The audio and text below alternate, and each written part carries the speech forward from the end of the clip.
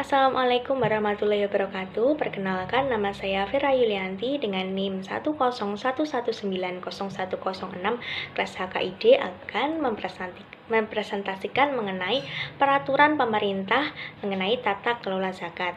Yang pertama mengenai PPRI nomor 14 tahun 2014 tentang pelaksanaan UU nomor 23 tahun 2011.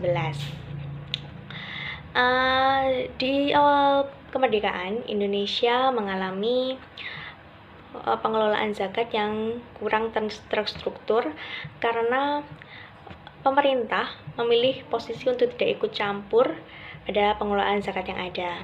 Dengan demikian, zakat dikelola secara individual dan tradisional ditopang oleh masjid dan pesantren.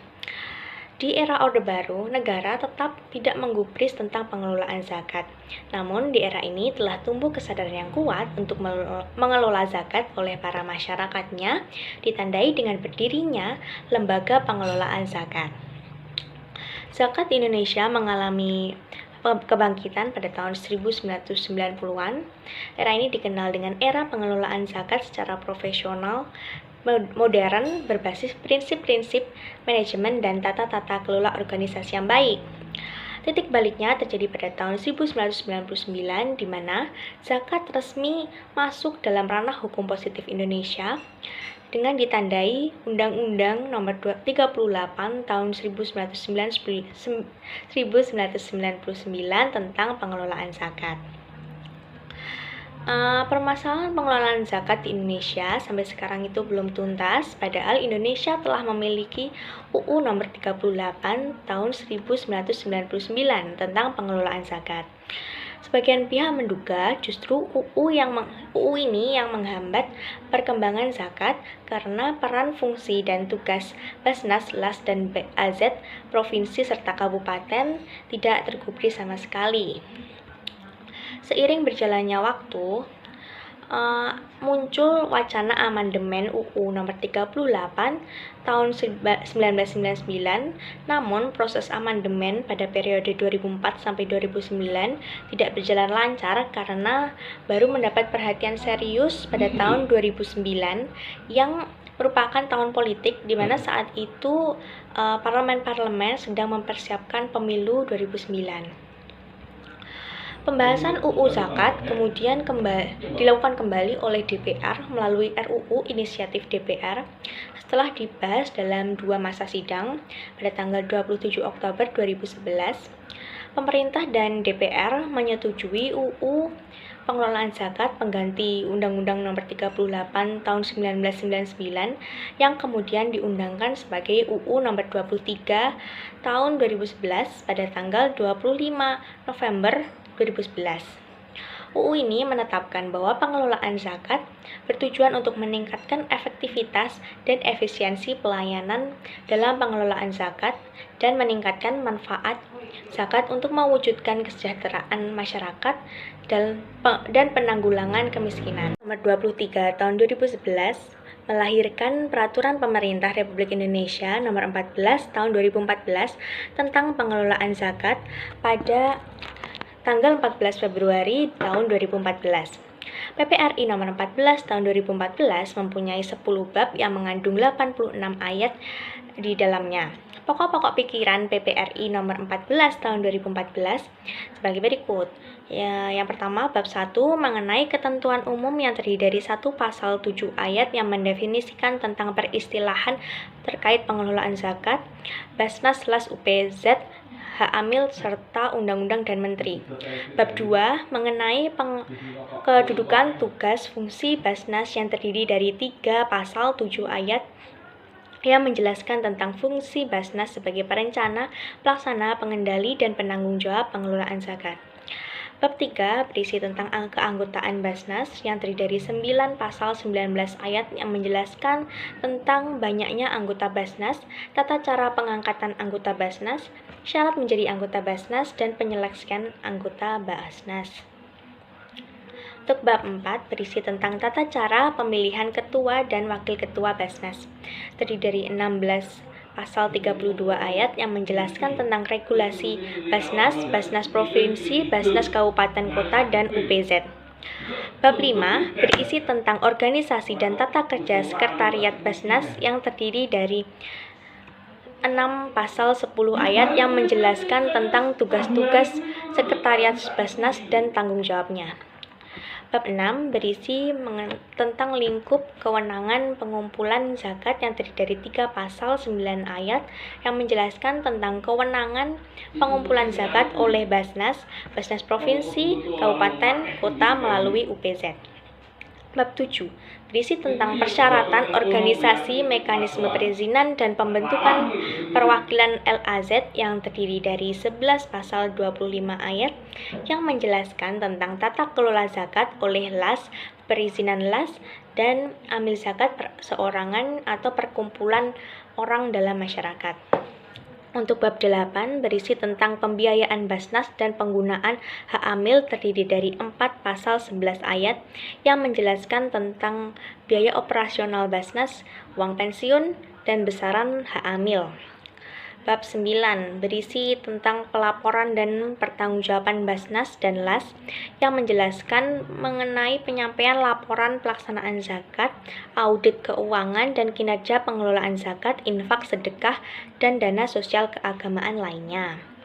Bab 10 berisi tentang sanksi administratif yang terdiri dari 8 pasal 18 ayat yang menjelaskan sanksi administratif dan bentuk sanksi pengelolaan zakat. Bab 11 berisi tentang ketentuan penutup yang terdiri dari 2 pasal 2 ayat yang menjelaskan jangka waktu pembentukan peraturan pemerintah dan berlakunya peraturan pemerintah.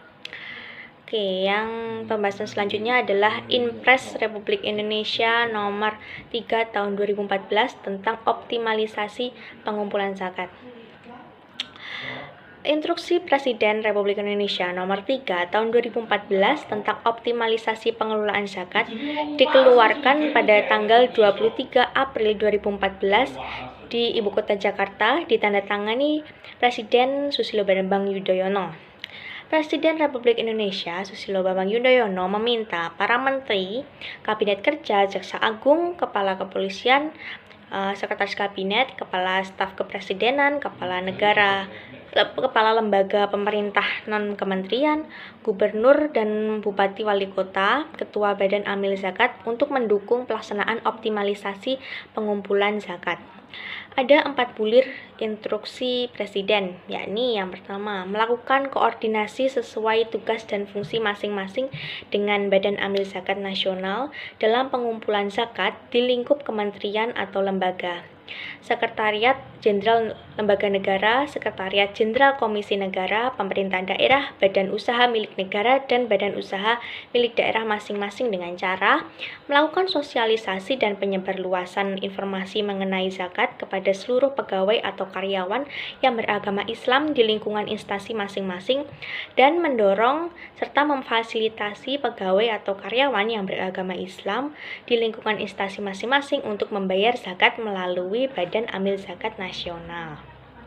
Yang kedua, khusus kepada yang pertama, Menteri Dalam Negeri mendorong gubernur dan bupati atau wali kota untuk melakukan optimalisasi pengumpulan zakat di satuan kerja atau organisasi perangkat daerah dan badan usaha milik daerah melalui Badan Amil Zakat Nasional provinsi atau kabupaten atau kota.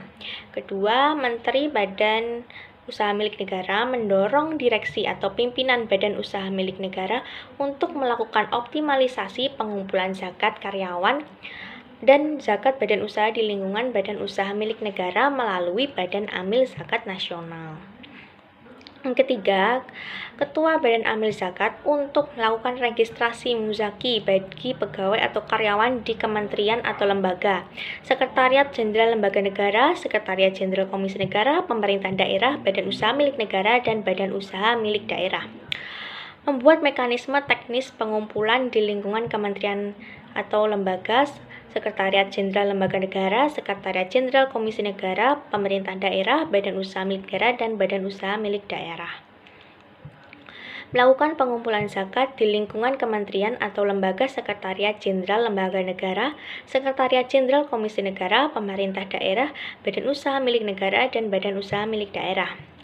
menyampaikan laporan hasil pengelolaan zakat di kementerian atau lembaga, Sekretariat Jenderal Lembaga Negara, Sekretariat Jenderal Komisi Negara, pemerintah daerah, badan usaha milik negara, dan badan usaha milik daerah terkait kepada pimpinan instansi dengan tembusan kepada Presiden melalui Menteri Agama.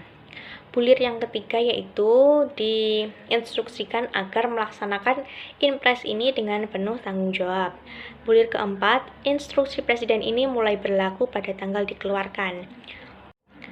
Pembahasan yang ketiga mengenai pelaporan dan pengawasan zakat dalam UU nomor 23 tahun 2011. Yang berhak melakukan pengawasan berdasarkan UU nomor 23 tahun 2011 tentang pengelolaan zakat, pasal 34 dan 35 bahwa yang berhak memberikan pengawasan adalah menteri, gubernur, bupati atau wali kota dan juga masyarakat pada masing-masing wilayah domisili. Menteri yang dimaksud di sini adalah Menteri Agama Republik Indonesia, dalam hal ini adalah pejabat Kementerian Agama. Pejabat Kementerian Agama yang memiliki kewajiban dan tanggung jawab dalam bidang perzakatan adalah pejabat yang berada pada Direktorat Pemberdayaan Zakat. Akan tetapi tidak menutup kemungkinan juga dapat dilakukan oleh pejabat Kemenak yang sebelumnya pernah menduduki jabatan pada Direktorat Pemberdayaan Zakat. Pengawasan juga dapat dilakukan oleh masyarakat.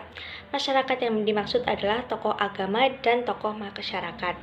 Tokoh agama atau tokoh masyarakat juga dapat menjadi pengawas LPZ sesuai dengan kapasitas dan wewenang yang diberikan dalam pengawasan. Mereka juga harus mengetahui undang-undang yang berkaitan dengan zakat, terutama Undang-Undang Nomor 23 Tahun 2011 tentang pengelolaan zakat. Secara kualifikasi diharapkan para tokoh diantaranya mengetahui tentang zakat, baik secara syar'i maupun undang-undang zakat, mengetahui berbagai peraturan pemerintah terutama yang berkaitan dengan zakat, pernah mengikuti seminar atau pelatihan dan penyuluhan yang diselenggarakan Kementerian Agama, dalam hal ini Direktorat Pemberdayaan Zakat. Pernah terjun langsung di ranah perzakatan baik di organisasi atau lembaga yang berbadan hukum dan berkaitan dengan zakat atau pemberdayaan umat. Harus memiliki komitmen akan perbaikan dan pengembangan LPZ. Harus proporsional dan profesional. Dalam pengawasan pengelolaan zakat, terdapat jenis pengawasan yang memastikan dan menjamin tujuan serta sasaran tugas-tugas organisasi telah terlaksana dengan baik.